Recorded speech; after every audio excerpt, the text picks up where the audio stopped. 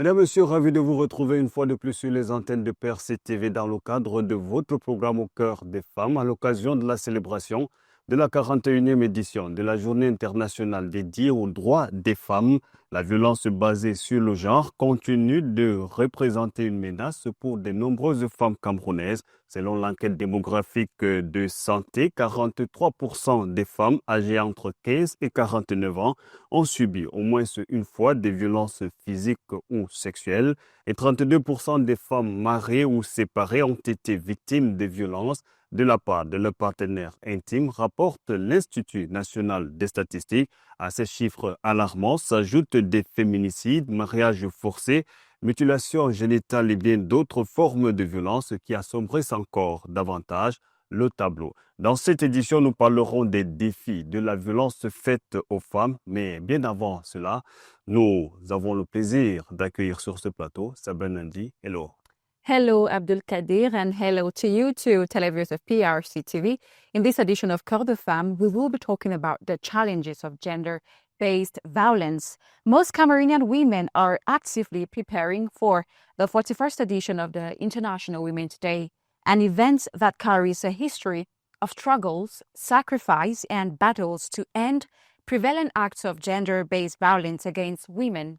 Behind the smiles, even on the faces of those who go out to celebrate Women's Day, are bruises of hidden traumatic experiences, pressure, silent suffering, and more importantly, smiles for the little victories stemming from their resilience. To understand the root causes, manifestations, and consequences of gender-based violence on women in Cameroon, we invited Dr. Leon Chonko, Technical Advisor number 2 at the Ministry of Women's Empowerment and the Family. You're welcome on set, sir. Thank you very much. I'm pleased to be here with you to share this moment, to have this pleasant moment of discussion and see how we can sensitize population about gender-based violence. So permit me to ask you this very personal question, if you don't mind. Let's assuming you have daughters and a sister and they are violated by a man, what would be your reaction if they happen to die or never recover from the traumatic experience?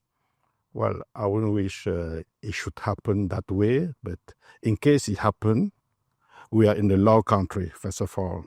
This perpetrator will face the challenge of law first.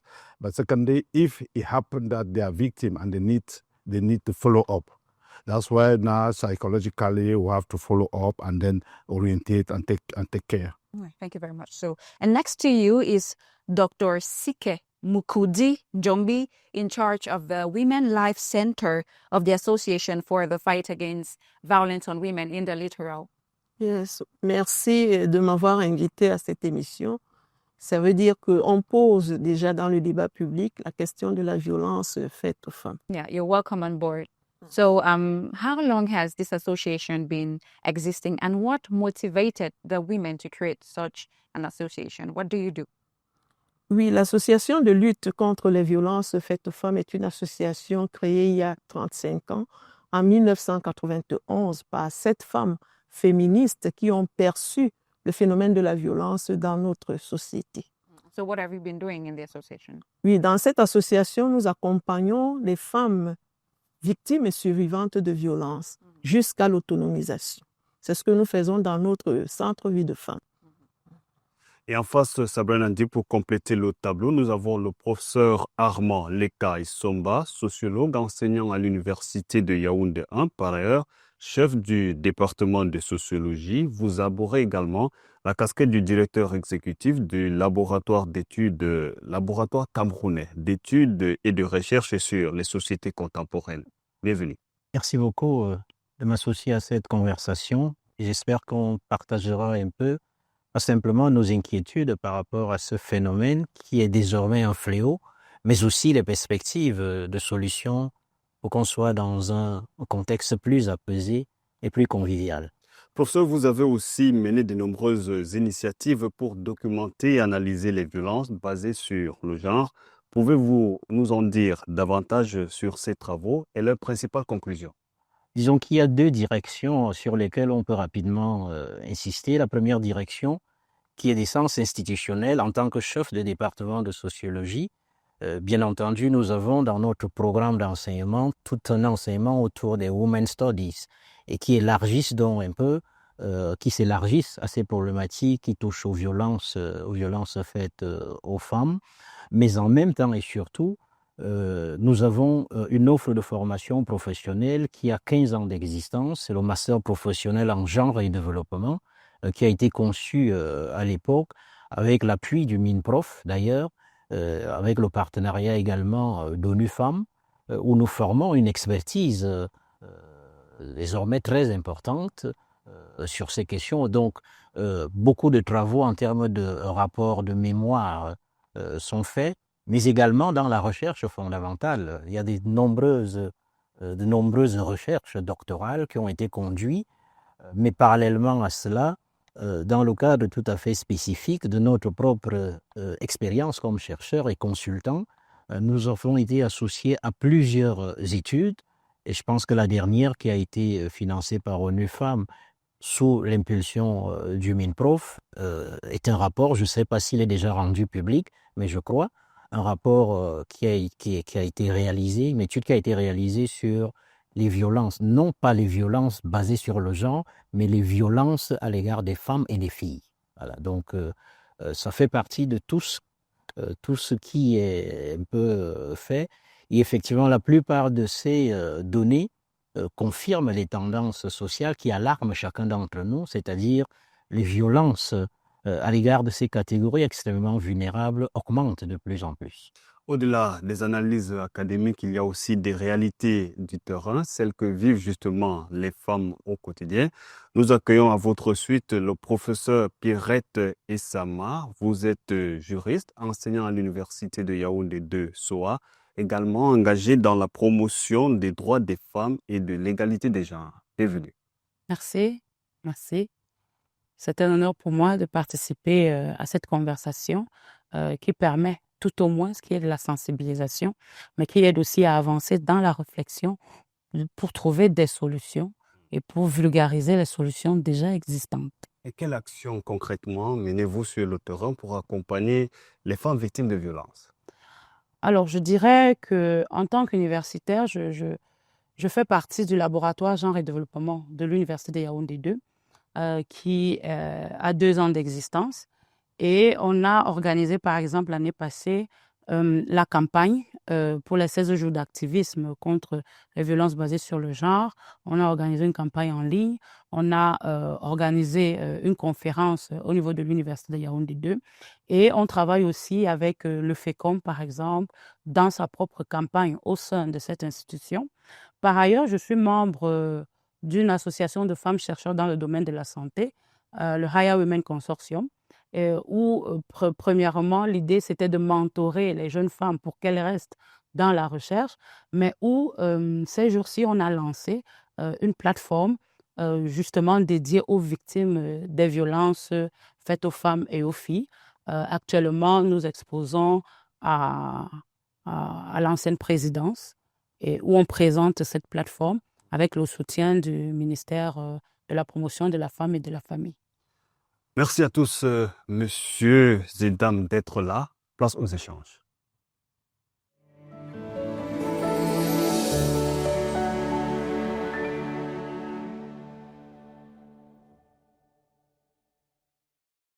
Ladies and gentlemen, welcome back, and please stay tuned as we try to discuss and understand the causes and manifestations of gender-based violence on women, some of which are not new.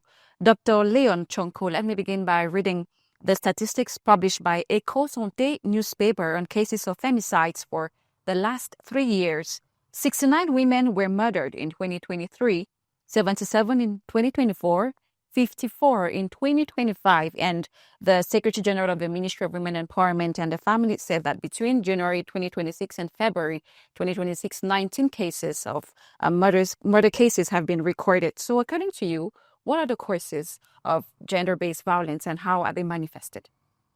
Je vais commencer par dire que les causes des violences basées sur le genre sont, comme je l'ai dit, sont multiples. Si on veut chercher à comprendre la violence basée sur le genre, on va rentrer d'abord dans les causes culturelles, parce que, vous savez, nous remettons ce que nous avons reçu. Voilà. Alors, les causes sont parfois culturelles et puis parfois, c'est des causes qui sont liées aux phénomènes nouveaux qui arrivent, le monde est en perpétuelle mutation. Donc, la violence basée sur le genre va trouver sa source dans les causes sociologiques, dans l'éducation, dans la manière dont nous avons grandi, dans la manière dont on nous a enseigné à percevoir la femme ou alors le sexe opposé. Parce que quand on parle de violences basées sur le genre, retenons qu'il ne s'agit pas seulement des violences faites aux femmes parce que les hommes aussi en souffrent, c'est le genre, les deux genres en souffrent. C'est peut-être les statistiques et les proportions qui sont assez écartées, mais les femmes souffrent plus que les hommes, surtout en ce qui concerne les violences physiques. Les violences physiques et d'autres aspects de violence, violences économiques et d'autres. Mais sur les violences psychologiques, parfois, on a du mal à imaginer parce que chacun vit ça de l'intérieur en fonction de beaucoup d'autres aspects. Donc, les causes, comme je disais, sont davantage culturelles et parfois liées à la mutation du monde, au monde qui est dynamique. On a des phénomènes qui nous arrivent d'ailleurs avec les réseaux sociaux, ainsi de suite. Et puis, on peut arriver à un certain nombre de violences et qui, malheureusement, comme on le constate, et selon les statistiques que vous venez de donner, on arrive au féminicide. On arrive aux femmes qui donnent leur vie, qui donnent la vie et on finit par prendre la leur. C'est dommage et c'est une situation sur laquelle je crois qu'ensemble, nous allons réfléchir pour voir les différentes pistes qu'on pourra utiliser pour réduire ce phénomène. And so, Dr. Sike Njombi, when women come to the association for help, what do they say caused the violence and what are some of the recurring manifestations they say? Oui, les femmes en situation de crise ne peuvent pas dire d'où vient la violence, mais nous, à l'ALVF, nous avons déjà perçu, parce que nos centres vie de femmes sont aussi des laboratoires d'analyse où émergent les plaidoyers. Donc, nous avons déjà perçu que à l'origine de la violence faite aux femmes, il y a le système patriarcal. Donc, ce système de prédation et de domination des hommes et aussi de subordination de la femme. Parce que quand on apprend à un garçon à être chef de famille et à une fille à obéir, forcément, cela mène au contrôle du corps de la femme et aux violences. Donc là, pour nous, à l'ALVF, l'origine de la violence faite aux femmes, système patriarcal. Nous pouvons ajouter, parce qu'il y a toujours imbrication, d'autres types, c'est-à-dire intersectionnalité, donc le capitalisme qui vient s'ajouter et d'autres formes de violence. Mais à l'origine, le système patriarcal que nous incriminons. Et ça rejoint ce que monsieur vient de dire, les violences culturelles. Nos cultures sont pour beaucoup sur cette violence. Elles doivent bouger, elles doivent se transformer à autre chose. And beyond this cultural or maybe social causes, we equally have religions that encourage gender-based, that in a way subtly favor gender-based violence. What can you say about that? Oui, moi, on ne fait pas de confusion entre la religion et la tradition. Parce que, par exemple, pour les cas de mutilation génitale féminine, on incrimine souvent la religion, mais nulle part dans la religion islamique, on ne parle de ces excisions sur les informations que j'ai eues dernièrement. Donc, on ne peut pas faire cette confusion. Et nous disons que la violence, c'est le système patriarcal. C'est un système qui a organisé nos sociétés et qui est enraciné dans nos usages. C'est-à-dire que, qu'on le veuille ou pas, et c'est de là que partent toutes ces violences. C'est l'analyse de l'ALVF. C'est ce que nous percevons en premier.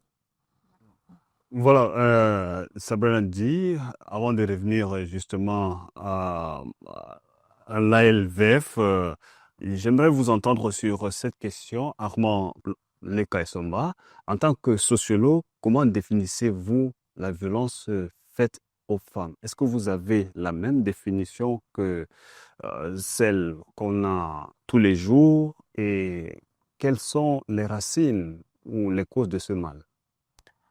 Alors, je voudrais dire que, bon, disons que les violences se vivent, leur définition a probablement un intérêt, disons, pédagogique et académique et peut-être aussi juridique, mais en fait, c'est des c'est des choses qu'on voit, qu'on vit, qui constituent, disons, qui se traduisent par un investissement injustifié sur un corps, sur un esprit. Mais ce sur quoi moi je voulais d'abord insister, c'est de dire que naturellement nous faisons ce débat au Cameroun et donc c'est peut-être nécessaire d'insister sur les statistiques d'ici, mais je crois qu'il est bon aussi d'inscrire ce phénomène dans son cadre le plus large, le plus universel. C'est-à-dire que les statistiques que vous évoquez sont en fait en cohérence avec les statistiques que nous consultons aujourd'hui à travers le monde. Ça veut dire que c'est un phénomène, bien sûr, universel, dont les causes, dans certaines circonstances précises, peuvent varier. Comme M. le conseiller technique l'a dit, il y a beaucoup de paramètres qui entrent en jeu. Ça, c'est, disons, un premier aspect en termes de prolegomène. Un deuxième aspect consiste quand même à dire que, naturellement, comme c'est la semaine internationale, disons, des droits des femmes, etc., c'est la problématique des violences faites aux femmes. Mais je crois qu'il est bon également d'intégrer que, disons que les causes sont parfois en relation avec les typologies des violences. Et lorsqu'on va rentrer dans ces typologies, parce que lorsqu'on présente les statistiques, parfois lorsqu'on parle des féminicides, même s'il y a des questions de proportion, il faut savoir qu'il y a des violences faites aux femmes par les hommes et il y a des violences faites aux femmes par les femmes.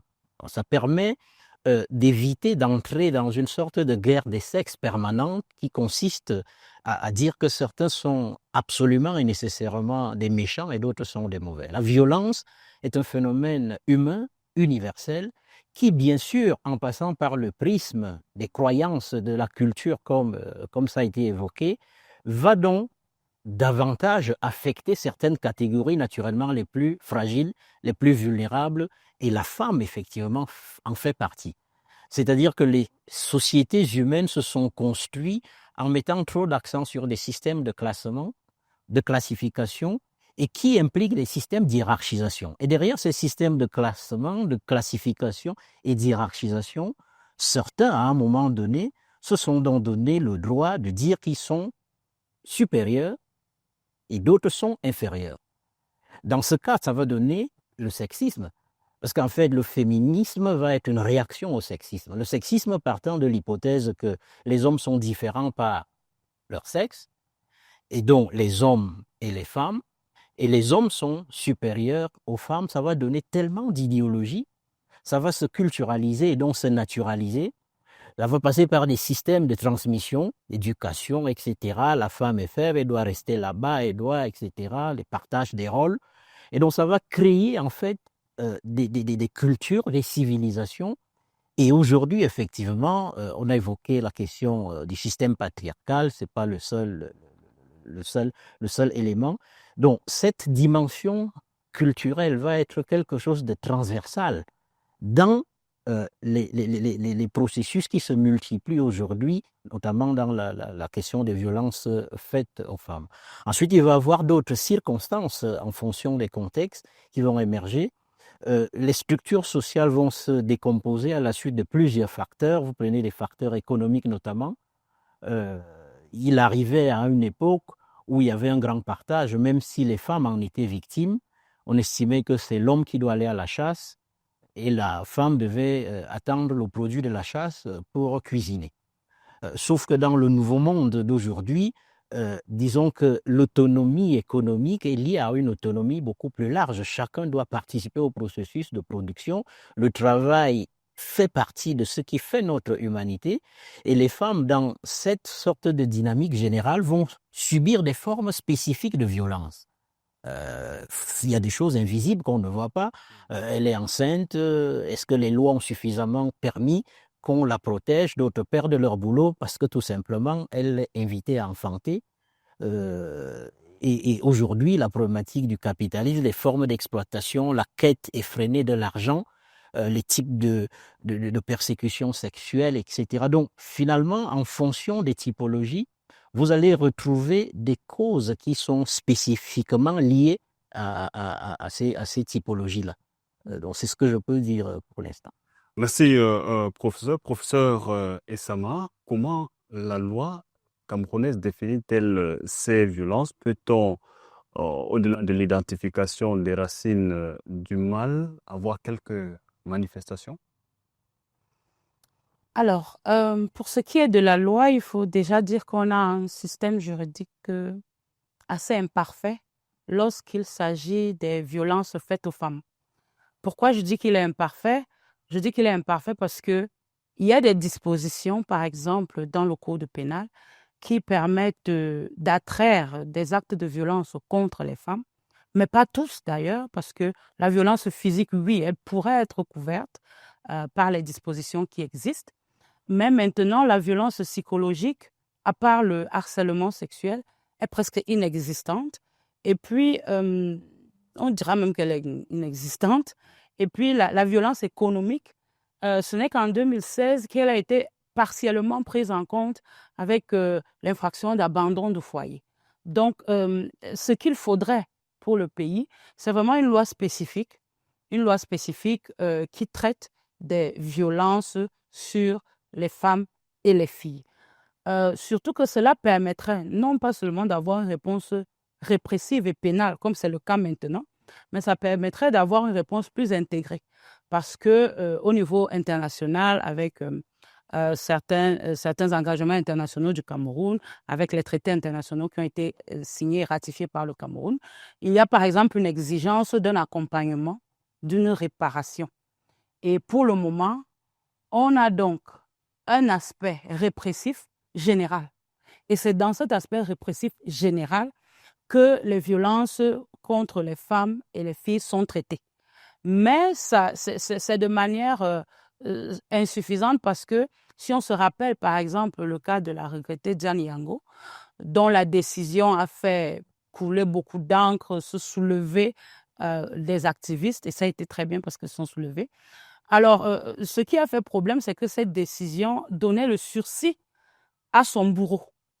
Alors que si on avait, et ça c'est possible parce que la loi l'a permis, mais maintenant si on avait une loi sur les violences sur les femmes et les filles, il y a par exemple au niveau du commentaire du secrétariat de la Convention sur contre la discrimination faite à l'égard des femmes, qui exige que pour les violences faites aux femmes, qu'il n'y ait pas de sursis, par exemple.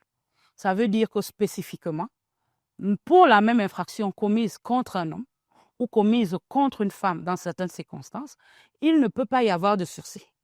Et ça va aider à ce qu'il y ait moins de violence parce que l'un des objectifs de la sanction, c'est d'empêcher les gens de recommencer et d'empêcher certains de s'engager à l'activité parce qu'ils savent quelle sera la sanction. Donc, je dirais, il y a une protection, mais très imparfaite. Professor, talking about communicate, I would think there's a communication problem because you said if they are sanctioned, it will prevent other persons from committing the same acts. But generally, we're not really informed about the sanctions and what is done after those persons are caught up by the law. Don't you think if there were communications around the sanctions and what happened to them after, the others would not have the courage to do the same things? What do you think about that? I would say there is a principle in law that everybody should know the law. So it's assumed that everybody should know what the law is. This is the first thing. So the law doesn't have to be advertised. Everybody's supposed to know. But then the second aspect is that as part of the sanctions, the complementary penalties, you have publication of judgments. So this is something that can be ordered, that a specific judgment be published so that people would know. It is part of the sanctions, publication of judgments. And it could even be included in the law against for the governing violence against women and girl children. Dr. Leon wanted to react. Yeah, thank you, Roma. I wanted to react on the first intervention. En fait, elle a évoqué, Pouf a évoqué la question d'une loi spécifique pour les violences faites aux femmes et aux filles. Je voudrais profiter là pour dire qu'effectivement, le ministère de la Promotion de la Femme et de la Famille s'y est penché avec beaucoup d'autres acteurs. On est en train d'y travailler. Le processus est suffisamment avancé pour qu'on ait ces sanctions spécifiques. Et pour dire, au-delà de ça, pour compléter l'imperfection du dispositif juridique, où vous avez le code pénal qui a été révisé, c'est à force de travailler et puis les lobbies et les appuis avec d'autres personnes qu'on a pu, par exemple, pénaliser les mutilations génitales féminines. Ce n'était pas pénalisé avant, mais le ministère de la Promotion de la Femme et de la Famille, accompagné de ses partenaires et d'autres intervenants, on a réussi à faire entrer cette loi on a réussi à pénaliser les mutilations génitales féminines. Donc, si vous permettez, avant d'y arriver justement sur ce chapitre-là, j'aimerais vous entendre sur ces différentes manifestations. On a évoqué justement les typologies de violence, on a creusé pour ce qui est des causes, mais au-delà de ces causes, de ces typologies, il y a également des manifestations. Vous qui êtes, par exemple, au ministère, comment cela se manifeste et quels sont aujourd'hui des comportements qui affectent les efforts de l'État à votre niveau en matière d'égalité des femmes? Merci. En termes de manifestations, ou alors c'est en termes de reporting, comment est-ce que le ministère est informé?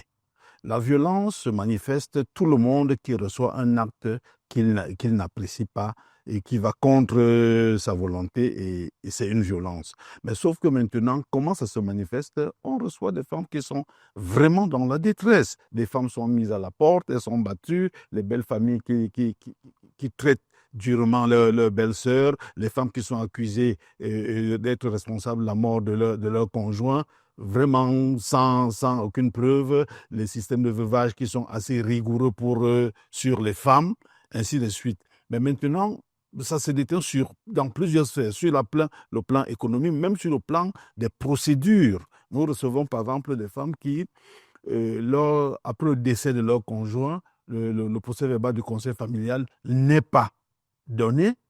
Les familles refusent cette assise pour donner un procès verbal du conseil familial à la veuve pour qu'elle poursuive le processus de liquidation et les biens du couple.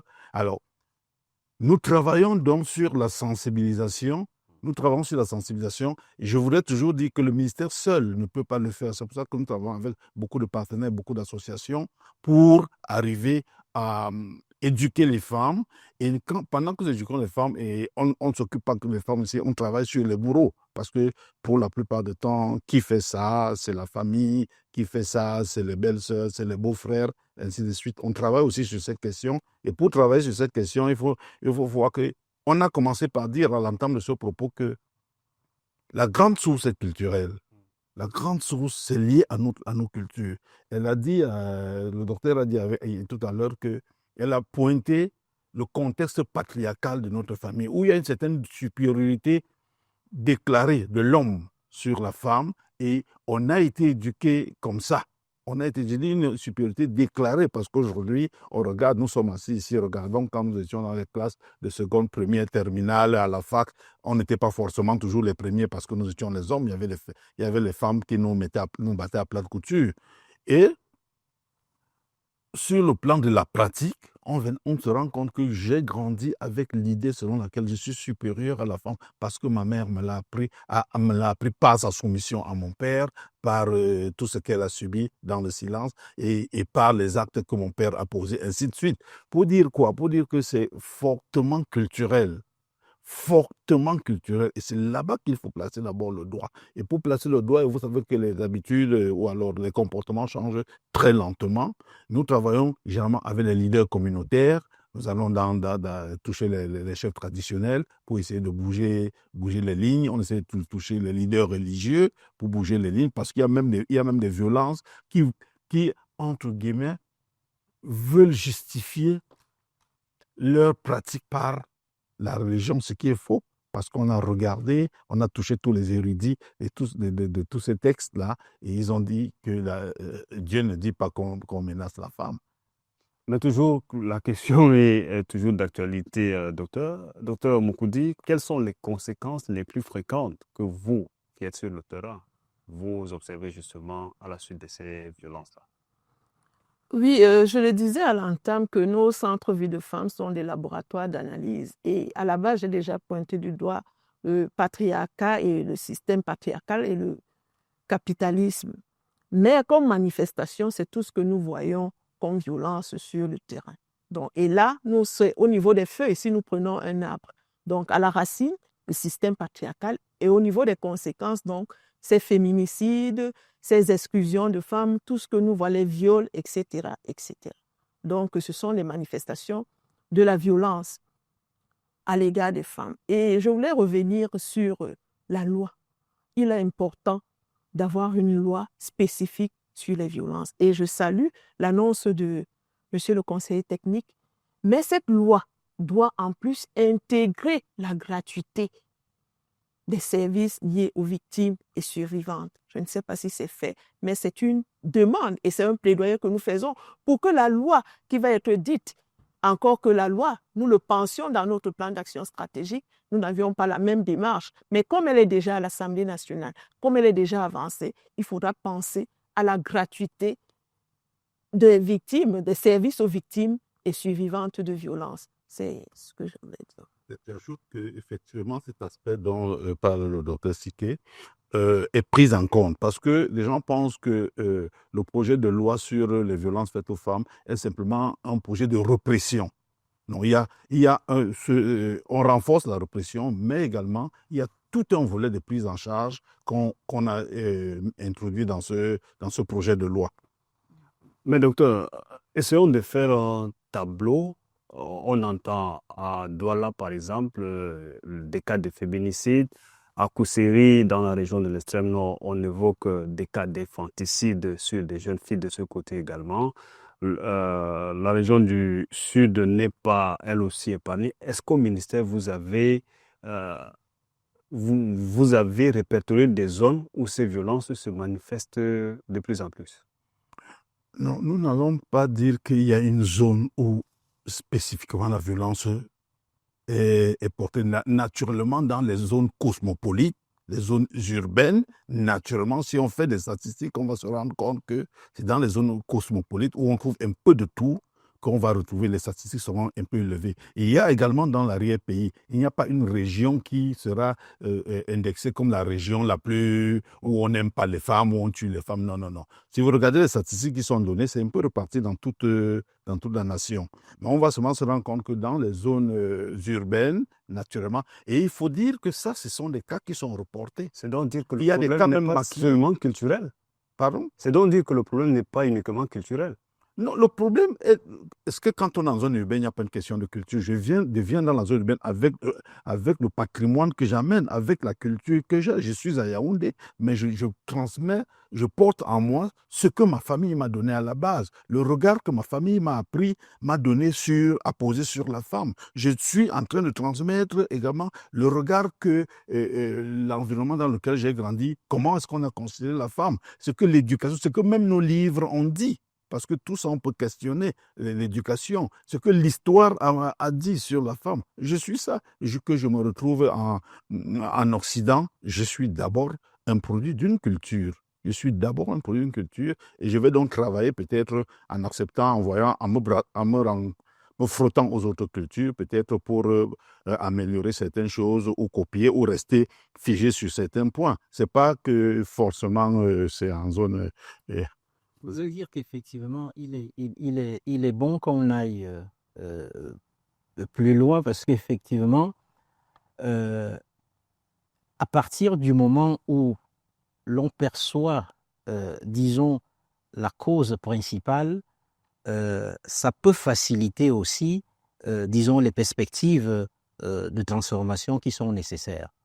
Et donc, on pourrait peut-être pointer très rapidement le système patriarcal et être coincé sur les processus qui peuvent permettre de travailler à diminuer de manière considérable ces violences. Parce que en réalité, nous restons des humains et tous les humains, en fait, sont constitués par deux pôles, un pôle altruiste, empathique, etc., et un pôle absolument violent, etc.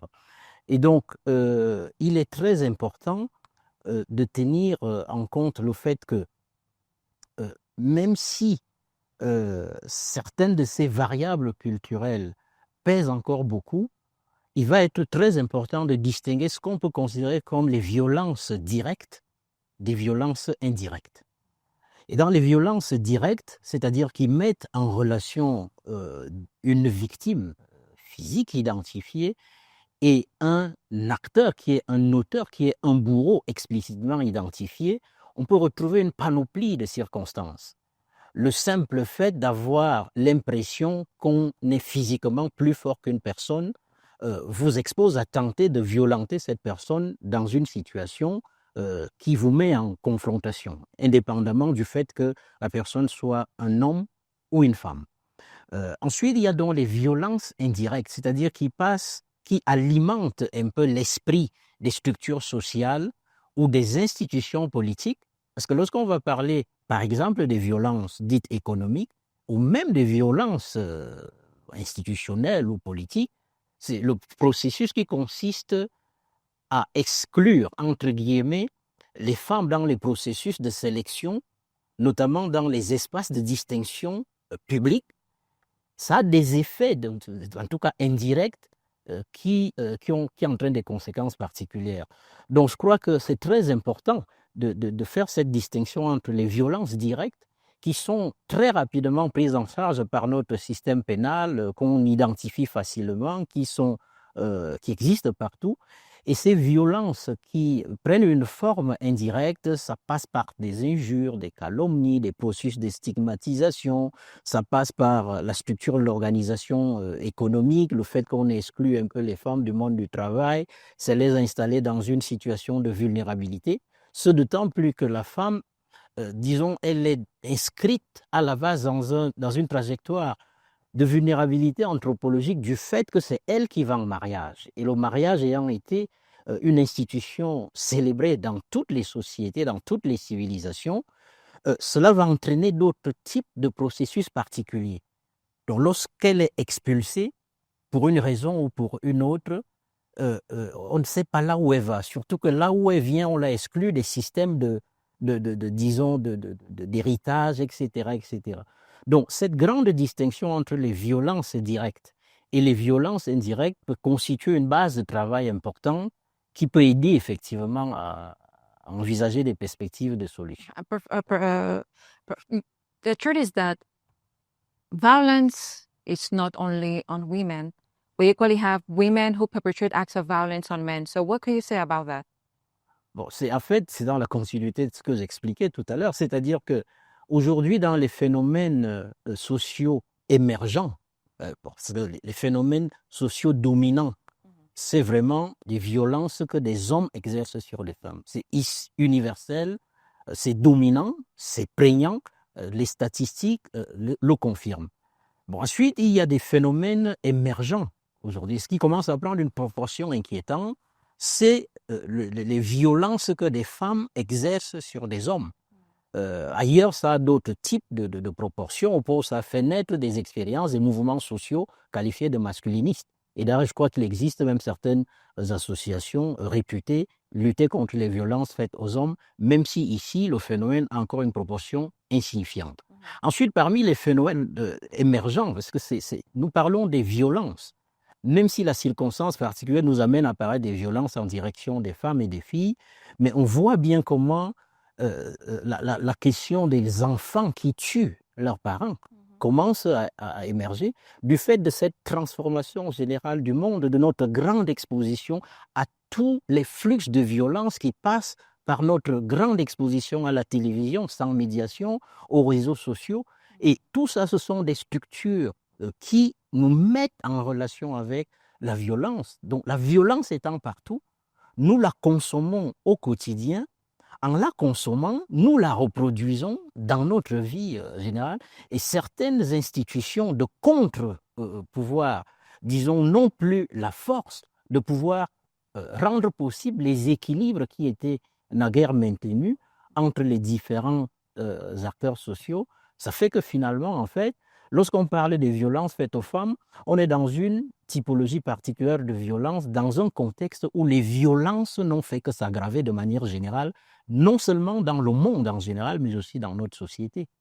Professor Pierrette Esama, we are talking about consequences. According to the law, what are some consequences or sanctions reserved for those who perpetrate acts of violence on women?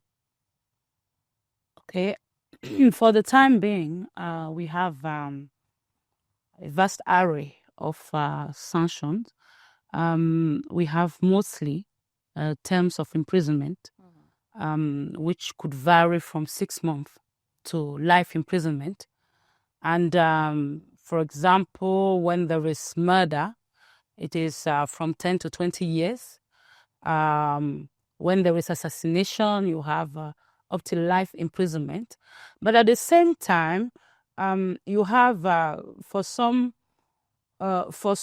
acts, you have very, very weak punishment. For example, sexual harassment. Sexual harassment, it is the penalty is between 6 months and 1 year term of imprisonment. And if we accept that this is a phenomenon that is really that is rampant, because women are not talking about it, but it is very rampant. And that is knowing that a person may be sentenced just to maximum of 1 year imprisonment is not sufficient deterrence for that person to refrain from engaging into sexual harassment, for example. So we could say that we have sanctions. Some are very weak, others are kind of proportionate. But I think the main issue is not about whether we have sanctions. I will come back to Danny Yango. The problem is not whether we have sanctions. The problem is, are these sanctions meted effectively?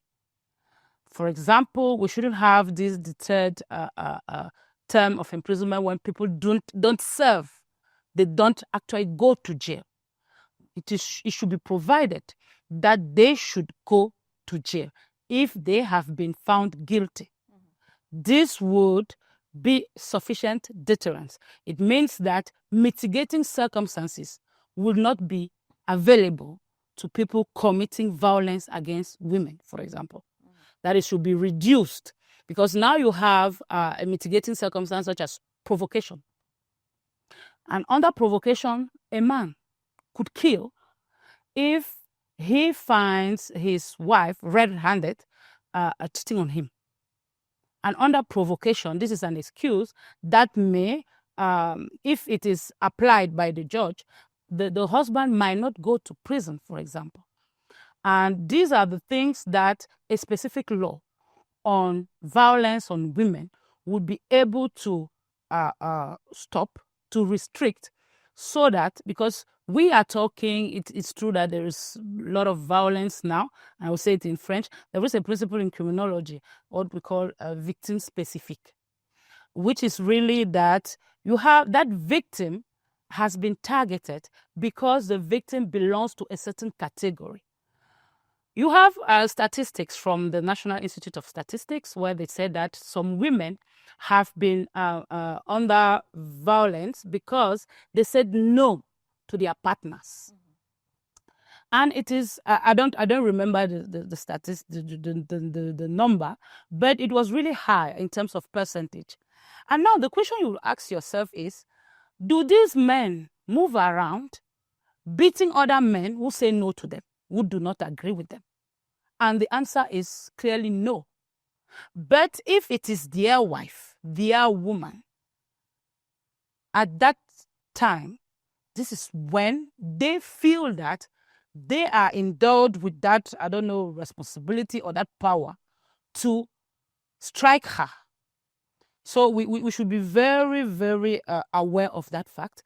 And the sanctions, they exist, but with a specific law, they would allow us not to have mitigating circumstances or to reduce the number and extent of mitigating circumstances that will be pleaded in court to reduce the sanctions. Professor Pierrette, you have been insisting on the fact that the specific laws need to be instituted. But what is the problem? Why is it delaying? why don't you enact this specific law such that we no longer have to use discriminatory laws to judge some cases? As the representative of the Ministry of Women Empowerment said, it is a process that has been ongoing. I was part of some of the discussions that we had, and I remember we had a meeting, and then we were like, the international instruments provide for this, provide for free legal assistance, but we don't see it in the law. So the law has been going back and forth. You have for a law to be enacted, even to have a draft that will go to the National Assembly, you need to consult, mostly in such areas that are very sensitive, because we said they are called, you need to consult cultural leaders, religious leaders, because the aim also is not to kind of destroy society with a big change. You need to go through the process to determine, as they were saying, it is not about religion, for example. And to determine that it is not about religion, you need to consult religious authorities, you need to consult cultural and traditional authorities. So the law has been going back and forth. It is in the process, and we hope, I am not part of people spearheading the process. We hope that sometime soon it may finally be going to the National Assembly, because it's not yet at the level of the National Assembly. It will go to the National Assembly, that it will be adopted, and that the president will promulgate it. For how long have you been working on that? For how long? I worked on that in one of the sessions in May 2025. Okay. And they had already been working. I know of somebody who was already working on it since 2023. 2023, and now we're in 2026. Okay. Yeah. Maybe I may add something that on what she said is, so she said it's a process, and it's a very sensitive issue. That's why we have to consult and seek opinion and view of many other stakeholder parties. But what I want to add on what she said is that it's true, if the sanction is firm, it will help. It's a one-part action. But the real action should work on to our society. The law will never stop crime. If you come, they sanction crime, they sanction thieves, they sanction all the economic criminals, but they continue doing it severely, but they continue doing it. So if we want to really have an impact, plus the law that is very rigorous, or the sanction that is very rigorous, we have to back into community, back to education, back to family, to change the mindset of the young boy, to change the mindset of the community, so that the role should not be what it is now. They should change the role, they should change the perception. A boy should change the perception, girls should change their perception, because this situation makes also that due to the environment, young girls grow with feeling of inferiority because she has been formatted that way. She has been formatted that way. We want to go back on that. We want to change the paradigm. All these things is good, plus the law that will be severe to stop those who attempt to do that. They should see how it is sanctioned, but to change the mindset, to change the mindset of children, we have to go back through education, through our cultural system, and review many things, so that we should have that community in the future. Oui. Avant, Docteur Moukoudi, c'est vrai, le professeur parle de la transformation des mentalités pour éradiquer ces violences, mais au-delà, vous qui êtes sur le terrain, est-ce que les victimes ont réellement confiance aux institutions? Bon, je suis d'avis avec le conseil technique pour dire que nous croyons aussi à la transformation sociale. Et là, je vais d'abord parler d'expérience, parce que l'ALVF a lutté contre les mariages précoces et forcés, et aujourd'hui, c'est un phénomène en net recul. Parce qu'en 1996, une des cofondatrices est allée à l'extrême nord et a perçu ce phénomène. Elle a donc réussi à inscrire dans l'agenda national et international les violences, les mariages précoces et forcés des filles. Et les femmes de cette région s'en sont sorties. Et il y a même un slogan de l'ALVF qui parle de la natte à la table de négociation pour ces survivantes de mariages précoces et forcés. Voyez-vous, c'est un phénomène de pédophilie et de viol à plein ciel. Mais avec la stratégie de l'AFVF sur le terrain, pendant 25 ans, parce que ça prend du temps, c'est pour cela que je dis que nous croyons à la transformation sociale. Et il faut sensibiliser de manière permanente.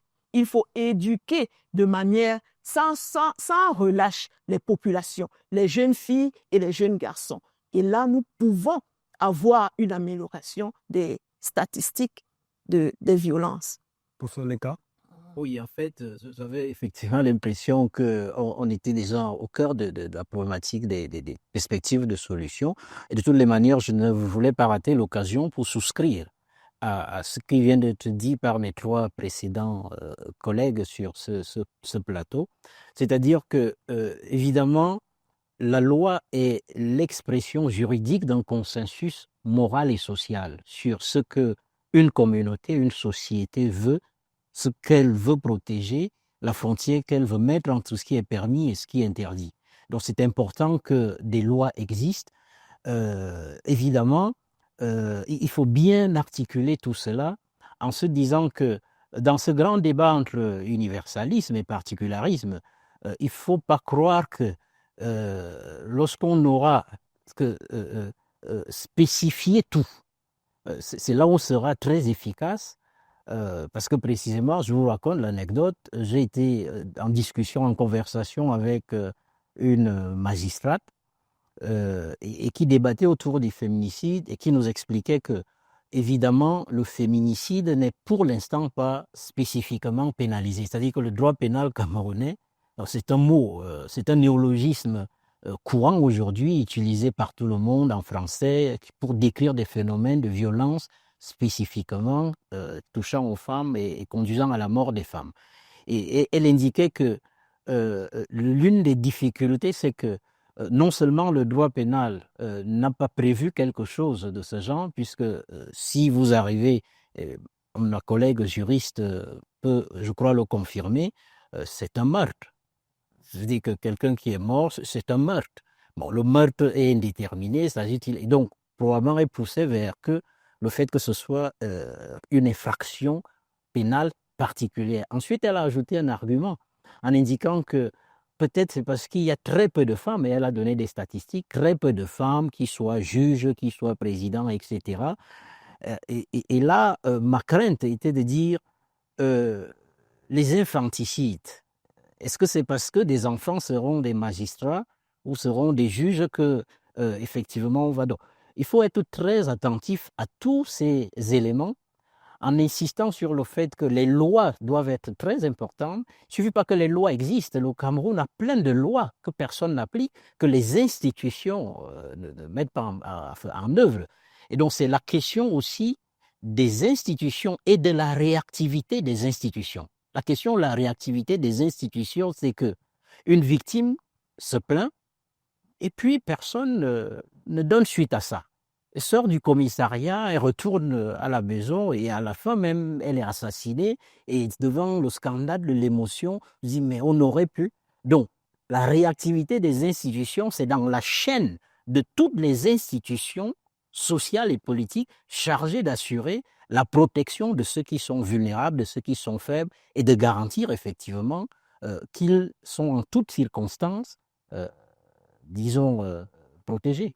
And that is why Professor Isama suggested the publication of judgments and sanctions such that persons can actually follow up and make sure those who have been judged actually go to prison, go to jail, and take the punishment that has been given to them with respect to the crime they have committed. But then I want us to come back to the aspect of religion, Professor Armand Lukai Somba, whereby we have some religions where women are groomed to be submissive and to obey their husbands. And when you do not do that, you're considered to be a bad woman. But I want you to give us your appreciation of the impact of religion and gender-based violence. D'abord, je voudrais dire de manière générale que moi, j'enseigne la sociologie des religions à des étudiants à l'université. Et je pourrais vous surprendre que les chrétiens me pardonnent. Souvent, je leur dis, il imaginons un film qui nous annonce le retour de Jésus, puisque Jésus, pour les chrétiens, il aurait annoncé qu'il reviendrait.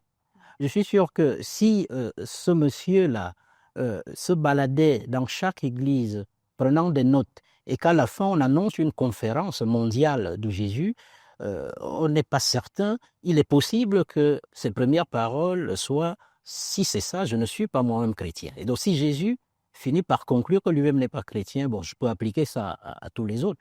Ça vous pose le problème de l'appropriation humaine d'un certain nombre de grandes sagesses qui sont considérées comme des religions, parce que les religions sont en fait des institutions humaines qui essayent en fait de traduire, disons, des grandes sagesses de vie. C'est pour ça qu'il y a toujours ce hiatus où des gens vous disent, bon, nous on ne trouve pas ce qui peut fonder ces formes particulières, soit de brimade ou de violences exercées par les femmes dans nos textes. Alors même que les religions au nom desquelles ces gens parlent, certains des acteurs de ces religions se laissent parfois surprendre en flagrant délit d'un certain nombre de phénomènes. Donc, c'est pour ça aussi qu'il faut distinguer le fait que, évidemment, vous m'invitez à dire, bon, nous voyons certaines grandes religions, parce que c'est ces religions dont nous parlons. On ne parle pas de certaines de nos religions traditionnelles, c'est des religions du livre qui sont des religions universelles, le christianisme surtout, l'islam, qui ont présenté de la femme une figure centrée sur la maternité, la virginité, et qui, dans les systèmes, disons, hiérarchiques, elles sont exclues, elles doivent porter le voile, elles doivent cacher leur beauté parce que leur beauté, leur féminité est un facteur de péché, des choses pareilles. Donc, il y a là beaucoup, disons, de nos croyances personnelles, de rationalisation de nos positions de pouvoir masculin qui sont subrepticement entrées dans les systèmes de codification et qui ont été transmis aux gens. Et donc, il y a un grand travail de purification interne dans ces grandes religions pour bien dire qu'effectivement, pour empêcher que les gens n'instrumentalisent, disons, la religion pour justifier effectivement des brimades sur certains individus. Je le dis d'autant plus que très souvent, pour mieux expliquer ce phénomène de sexisme, je le compare au racisme. Le racisme est né parce que des gens ont dit les hommes sont différents par la race. Il y a une race qui est supérieure sur les autres races et ça a donné toutes les conséquences. On est parti dans les textes bibliques pour essayer de soutirer disons des malédictions testamentaires attachées au noir. Le noir était une erreur de la création. Il avait tellement noirci dans la marmite de Dieu qu'il méritait les formes de punition historique qu'il a vécues pour être purifié. Du coup, le sexisme est aussi passé par là, ce système de classification et de hiérarchisation qu'on a utilisé pour dire que la femme est le facteur de péché le plus primordial, puisque c'est par elle que nous aurions une pomme d'Adam qui nous empêche de bien manger. Donc, il y a eu toute une idéologie, en réalité, effectivement, masculiniste. Parce que on peut entrer dans les débats de détail, on pourrait discuter plus tard sur la question du patriarcat et du matriarcat, ce qui n'est pas le fond du problème. Parce que le fond du problème, c'est l'idéologie masculiniste, même si ça a un rapport avec le patriarcat. Et derrière l'idéologie du masculinisme, il y a même de manière plus générale le virilisme, puisqu'on considère que l'homme est fort, il est viril parce qu'il frappe sur l'autre, sur ceci, etc. Et donc la tentation d'exercer sa force physique et réputée sur quelqu'un qui est plus vulnérable, plus faible, c'est ça qu'on nous vante aujourd'hui partout, à la télévision. C'est ceux qui sont exposés à Hollywood, excuse de la publicité, c'est 95% de violence. Il m'arrive parfois, c'est les armes, ça tue, c'est la bagarre. Donc, c'est ça c'est dans tout ceci. Donc, pour moi, la culture n'est pas nécessairement à appréhender sous l'angle de certaines des choses. Bien sûr qu'il faut dénoncer, c'est-à-dire le fait que c'est une culture au sens primordial, africaniste, mais la culture est envisagée dans une perspective plus générale. Parce que les cultures contemporaines sont des grands facteurs de diffusion et d'appropriation et de consommation et de production et de reproduction de la violence. Merci, professeur Lecas. Professeur Pierrette, en marge justement de ces aspects culturels, des voix s'élèvent de plus en plus pour condamner justement ces violences, mais au fur et à mesure que le temps passe, on a l'impression qu'elles gagnent en intensité. Pour la seule année 2026, on enregistre 19 cas de féminicide, si je m'abuse, monsieur le conseiller technique. Qu'est-ce qui explique, comment comprendre plutôt l'écart entre le texte et la réalité sur l'auteur? Ok, bon, je vais d'abord revenir sur 2 points. Le premier point sur la religion. Dans une autre vue où j'ai étudié la théologie, on nous disait que l'inspiration n'empêche pas la transpiration. Ça veut dire que même dans les textes reçus, puisqu'ils avaient été rédigés par des êtres humains, il y a beaucoup d'anthropomorphismes où, par exemple, on dit « Seigneur, tu ne vois pas ta main ». On prête à Dieu des caractéristiques qui sont celles d'un être humain, alors bien même que le message veut dire qu'il est omniscient, que même si l'homme a été fait à son image, il ne peut pas être réduit dans un espace-temps. Donc, c'est pour revenir sur les religions qu'il y a beaucoup de choses que l'on retrouve dans les religions qui ne sont pas forcément le message qui a été communiqué à ceux qui le transmettent. Et en dehors même des textes originaux, ce n'est pas pour dire qu'on n'y croit plus, moi je suis une croyante, mais c'est pour dire qu'on est un peu critique quand on lit certaines choses. Il faut comprendre que même dans les textes reçus, il y a quelque part de la transpiration, il y a quelque part la manière dont la personne a reçu le message et dont elle retranscrit le message. Et maintenant, comme le professeur Lecas l'a dit, c'est lui le spécialiste, mais effectivement, les religions, c'est des institutions. En anglais, on dit, par exemple, on dit the Catholic Church is an organization. C'est vraiment une organisation. Et dans l'organisation, effectivement, il faut pouvoir se rassurer, par exemple, qu'il y ait une obéissance. Pour se rassurer de l'obéissance, il faut mettre en place des systèmes pour garder le système en place et que les gens ne veuillent pas aller à gauche ou à droite. Parce que rien n'interdit ici. Rien n'interdit ça, mais à un moment donné, on met des règles en place parce qu'on a besoin d'un certain ordre pour la pérennité de cette institution. À part ça, je vais revenir sur la loi pour dire que, oui, quand on parle de la loi, on voit rapidement l'aspect répressif. Mais le draft de la loi que moi j'ai vu et les recommandations au niveau international, c'est que la loi est intégrée. Ça veut dire qu'il y a un aspect répressif, mais c'est juste un aspect de la loi.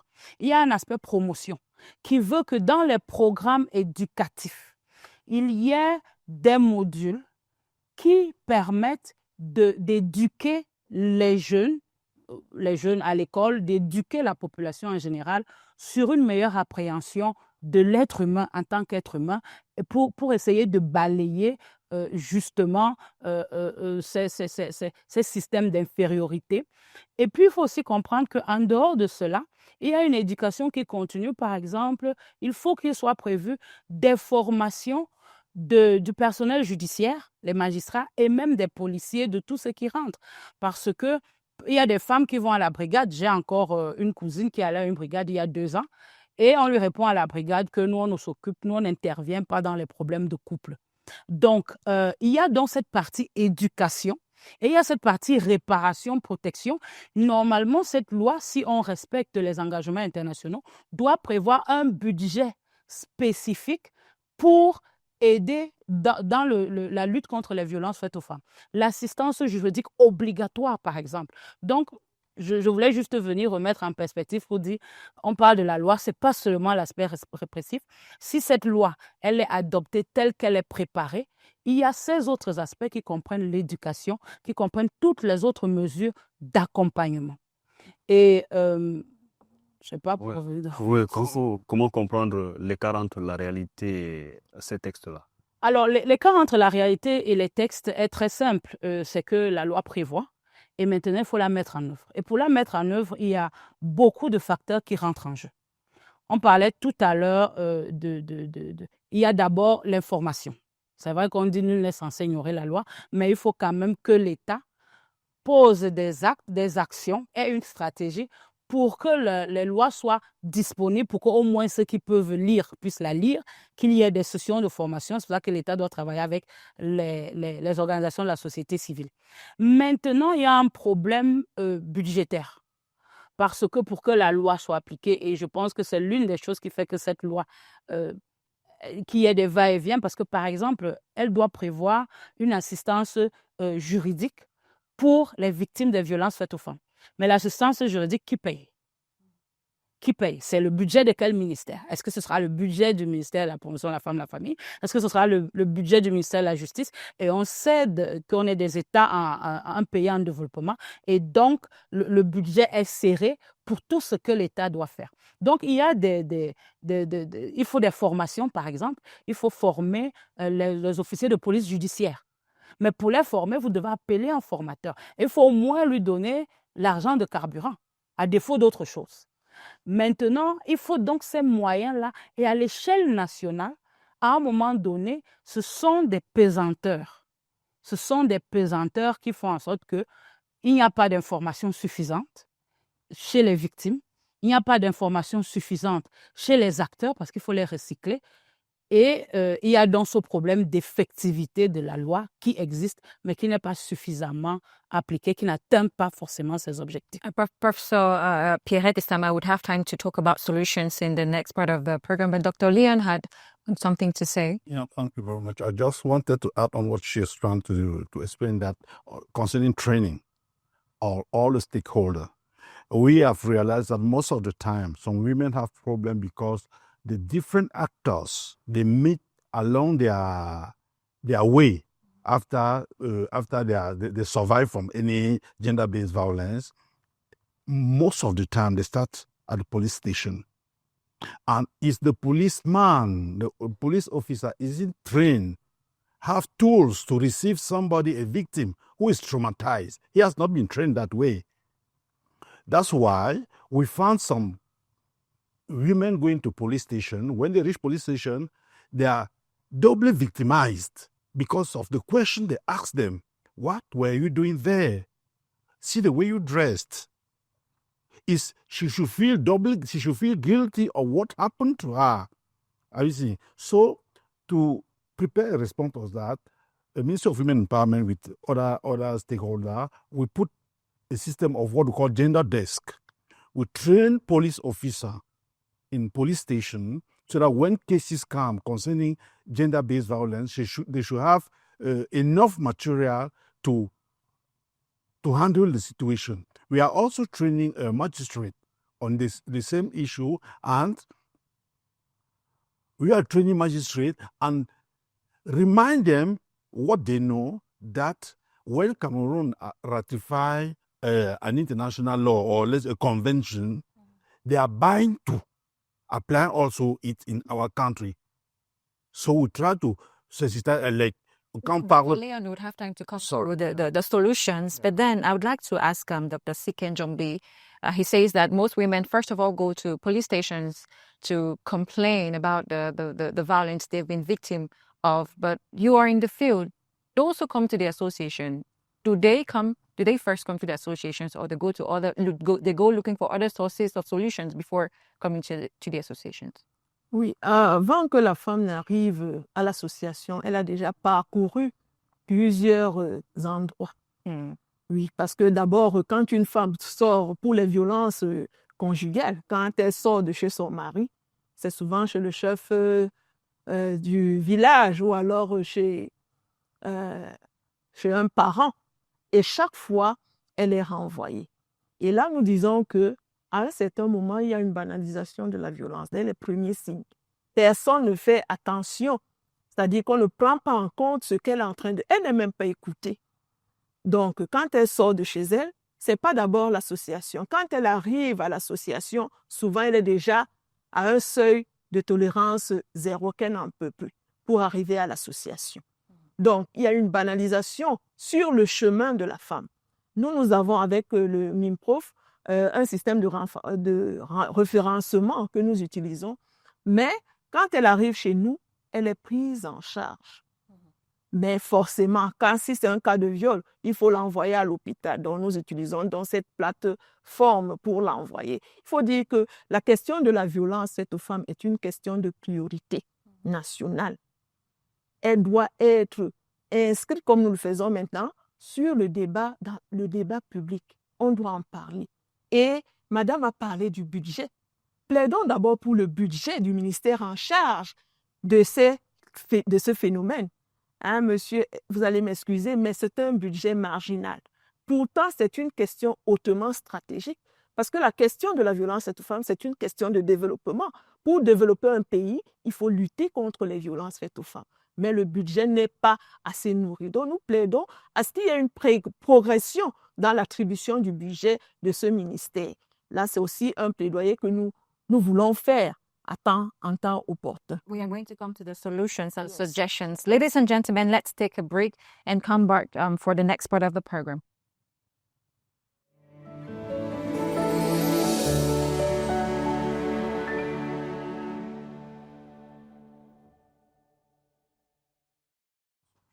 Welcome back, ladies and gentlemen. Though gender-based violence is a reality in Cameroon and other parts of the world, we would not relent on our efforts to seek solutions to fight the rising scourge. Dr. Leon Chonko, Technical Advisor number 2 in the Ministry of Women's Empowerment and the Family. What solution is government suggesting through your ministry to fight gender-based violence in Cameroon? Par rapport à la lutte, on a d'abord identifié les pushs. Qu'est-ce qui est la source même des violences basées sur le genre?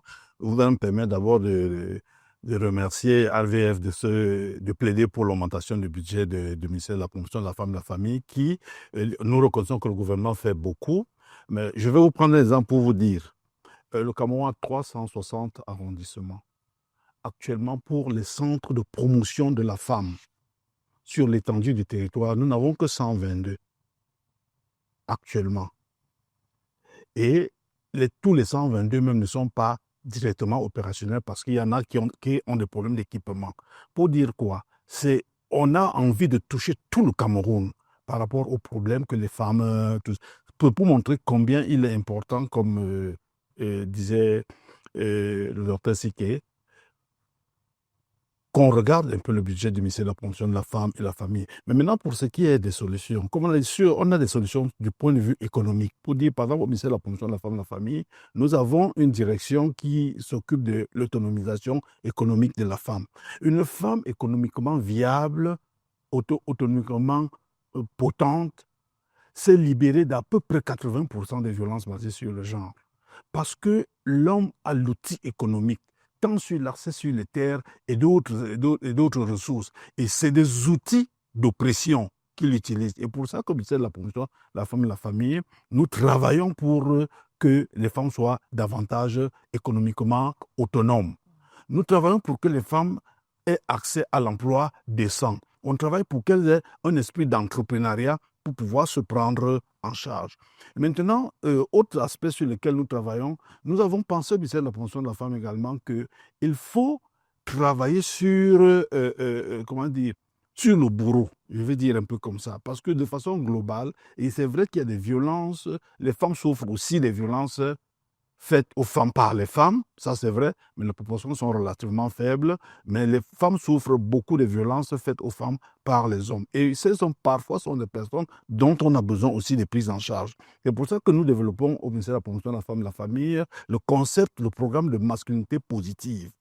Nous travaillons pour que ce que le professeur expliquait un peu, le pouvoir de l'homme, ce pouvoir que l'homme a, qu'il l'utilise pas pour démontrer qu'il en a, mais pour accompagner la femme. C'est-à-dire que cette masculinité ne soit pas une masculinité oppressive, mais qu'elle soit une masculinité positive, qu'elle met au service de la communauté. Nous travaillons également au ministère de la Promotion de la Femme et de la Famille en disant, nous l'avons dit au début, la plupart des problèmes partent de l'éducation que nous avons reçue dans nos familles. Et cette éducation, c'est pour ça qu'on a un programme d'éducation prénuptiale et matrimoniale, pour que les gens qui se rencontrent aient une certaine connaissance de l'aventure dans laquelle ils veulent se jeter. On a donc ces programmes qui sont également en train d'être mis, qui sont appliquées au ministère de la Promotion de la Femme et de la Famille. On a également, et vous avez touché la femme, c'est toucher l'enfant, c'est toucher la femme. Et nous incitons les femmes à dénoncer. C'est pour ça qu'au ministère de la Promotion de la Femme et de la Famille, nous avons une ligne appelée la ligne 116, qui en fait c'est une ligne de protection de l'enfant. Cette ligne est effective. Et nous appelons aux femmes d'appeler aussi le 1500, qui est la ligne de la police, parce que c'est les partenaires qui nous accompagnent. On leur demande d'appeler le 117 et on va faire les référencements. Tout ça sont les travaux que le ministère de la Promotion de la Femme et de la Famille essaie de faire. Et vous savez, et je vais peut-être sortir pour là, puisque le temps commence à être capricieux, la femme doit s'asseoir à la table de décision. Comme AVF a dit, de la natte à la table de négociation, il faut travailler pour que la femme arrive là où on prend les décisions. Il faut qu'on travaille en politique. Nous avons, le ministère de la Promotion de la Femme a un manuel d'accompagnement de formation des femmes en politique pour que les chiffres bougent, pour qu'elles soient là où on décide. Tout ce que vous faites pour moi, sans moi, vous le faites contre moi, un dévancier l'a dit. Donc, on essaie de travailler. Ce sont les chantiers sur lesquels le ministère de la Promotion de la Femme et de la Famille se trouve. Et comme j'ai dit, toucher la femme, c'est toucher l'enfant, c'est toucher aussi la femme. Nous accompagnons également les mairies pour faire les actes de naissance aux enfants. Parce que ces femmes, en fait, c'est des formes de violence. Quelqu'un fait l'enfant et puis il ne s'engage pas à lui faire l'acte de naissance. C'est un problème pour l'enfant. Et cet enfant n'a pas de patrie, ainsi de suite. Donc, il y a un certain nombre d'activités que nous menons comme ça pour essayer d'accompagner les femmes à mieux affronter les questions de violence basées sur le genre, de violences faites aux femmes et que les hommes les accompagnent. Dr. Sike Mukudi, despite government actions, the BC observe a number of lapses. What are your suggestions to curb this rising scourge? Oui, je vais d'abord commencer par dire que le féminicide est l'aboutissement d'un continuum de violence. Avant que la femme ne meure, elle est passée par plusieurs autres, des insultes, des humiliations et tout. Et il y a un phénomène de banalisation. Donc, il faut déjà tolérance zéro, on ne banalise plus la violence. Quand une voisine sort de chez son mari nu, la voisine la recueille, il faut dénoncer. Voilà, on nous a donné des adresses à dénoncer et nous sommes là, les organisations de société civile comme la LVF, nous attendons les dénonciations au plus petit niveau pour ne pas atteindre les féminicides. Maintenant, comme solution, nous avons parlé de la loi, mais il faut la sensibilisation. Toujours sensibiliser par rapport aux violences. La formation, comme vous étiez en train de dire, la formation des partenaires de toute la chaîne à l'intervention féministe. Et l'ALVF veut harmoniser son approche d'intervention féministe pour prendre en charge les femmes victimes et survivantes de violences. Donc, il faut former, il faut sensibiliser pour essayer de réduire les violences faites aux femmes. Professeur Keret Essama, une révision de l'arsenal juridique pour ne plus avoir une société violente envers les femmes. Yes, as a legal mind, I would always advocate for a specific law that will be able to be a comprehensive legal instrument that could be used at any stage of fighting violence against women. And then also, as a lecturer, I would also advocate for more training from the beginning, from primary nursery school up to university, that we should have training, not only formal courses, but there are also many other ways in which people may be drawn to be aware of any behavior, anything that they say that will constitute violence, because as we said, it is a cultural thing, and sometimes people are being violent and they don't know that this is being violent. And even the victims don't know that what they are doing to me, what I am submitting to, is violence. So I will advocate for a law, a specific law. I will advocate for education, training, and also for many more organizations into getting into the field. We have this organization which is already working. There are others that are coming in. I am part of the Higher Women Consortium, and as I told you, we now have a platform that is operational now, but we are not really able yet. It's still the test phase where women can come and complain. We even imagine that because we are in a resource care society, that even offline, women could, if they can use a phone, even offline, they can complain, and then it can get to the platform, to the system, and it could be recorded, and they could be directed to where they could be helped. And of course, we need funding for that to take care of the victims, because most of the times the victims do not have their own means to go to the hospital, to go to start a divorce request in court. So, for example, we also need funds from many organizations, but mostly from the state itself, because it is a matter, as the representative of RVLF said, it is a very sensitive matter. We are losing workforce. We are losing workforce in this violence, where people are made to understand that they are belittled, so they don't even know their worth. They don't know that they can contribute, and they think that they are appendices to other people, so that they cannot work towards the development of the country. Merci, professeur Armand Leka-Essomba. Des pistes pour la sortie? Absolument, je souscris au consensus qui me semble explicite autour de cette table, qui consiste à dire que, de manière générale, puisque l'hypothèse, nous sommes tous d'accord que chacun d'entre nous, comme humain, garde en lui un important réservoir de violence qui, en fonction des circonstances culturelles, politiques, institutionnelles ou historiques, peuvent prendre une proportion inquiétante ou alors être relativisées. Et donc, il faut toujours avoir une perspective répressive. La loi a une dimension répressive et dissuasive. La loi permet de protéger, de dissuader ceux qui seraient tentés de... Mais la loi ne va pas suffire. Il faut que les institutions chargées de faire appliquer les lois dans toute leur chaîne soient effectivement des institutions réactives. Et bien sûr, il y a la perspective qui porte de manière générale sur la question de l'éducation, parce que l'éducation permet d'humaniser l'humanité. Parce que on n'y croit pas, c'est-à-dire que nous sommes en fait quelque part des animaux, et c'est l'éducation qui nous permet de nous humaniser. Et donc de nous rappeler toujours qu'en fait, le vrai pouvoir, c'est le pouvoir qui protège et non pas le pouvoir qui tue. On finit par tuer parce qu'on veut protéger. C'est pour ça que tuer est un acte extrême. Et donc le vrai pouvoir, il faut faire comprendre ça à ceux qui ont une conception très animale du pouvoir, en croyant que quand on a le pouvoir, il faut tuer les autres, écraser les autres, exercer des violences sur les moindres. Le pouvoir doit protéger. Et donc, il nous faudra peut-être un grand programme d'éducation à la vie. Parce qu'en fait, tout ce qui est en jeu, c'est la question de la vie. Comment est-ce qu'on la protège?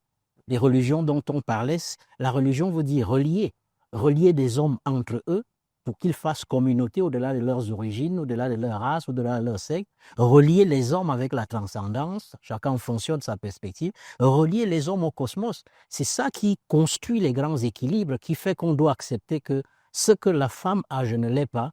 C'est pour ça qu'on doit s'associer, parce que la vie est association. Professeur Armand Leka-Essomba, sociologue enseignant à l'Université de Yaoundé 1, merci. À vos côtés, on avait également le professeur Pierrette Essama, enseignante à l'Université de Yaoundé 2 SOA. En face de vous, on avait le docteur Léon Tchonko, conseiller technique au ministère de la promotion de la femme et de la famille. Et tout à côté, docteur Sike Moukoudi, qui nous vient de l'association de lutte contre les violences faites aux femmes. À tous, mesdames, messieurs, merci d'avoir répondu favorablement à cette autre invitation de cœur de femmes. La sensibilisation, l'éducation, l'information, la dénonciation restent et demeurent des maîtres mots pour réduire la violence envers les femmes, à sa plus simple expression, Sabrina. Of course, Abdulkadir, televiewers, we have come to the end of our program, Cœur de Femme. Our focus was on the challenges of gender-based violence. At the end of the exchanges, it came out that women need to educate and empower themselves in order to ascend to decision-taking positions, the publication of judgments and sanctions against people who commit violence crimes needs to be published for others not to commit similar crimes, and the adoption of free legal assistance for women victims of violence, reforming aspects of the educational system that subtly presents women as the inferior gender should equally be taken into consideration. Ladies and gentlemen, thanks for watching and stay tuned to PRT Television for more programs.